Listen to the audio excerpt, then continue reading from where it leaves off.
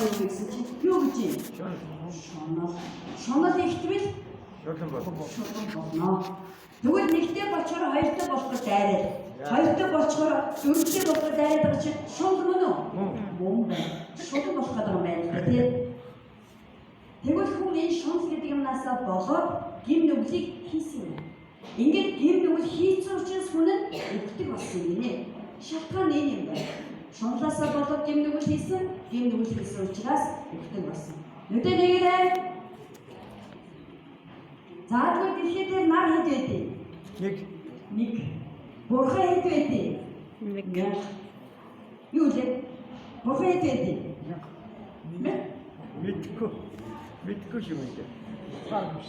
Мянган бурхан гэмээр үжигэд байна шүү дээ. Тий. Тэгвэл бурханыг нараар зүйлээд байхыг бодлоо бурхан ер нь ганцхан л юм. Бид хүн ганцхан бурханыг хайгаад олон замаар олцсон юм. Явж нэг л бурхан байна. Үлийн бурхан хүнтэйг хамт байсан. Гэтэл хүн гим нүгэл хийгээд байсан учраас бурхан олгоод таслаад явсан. Ингээд хүн бурхан хоёроо юу үүссэн бэ гэсэн чинь гим нүгэл гэдэг юу бий болчлоо.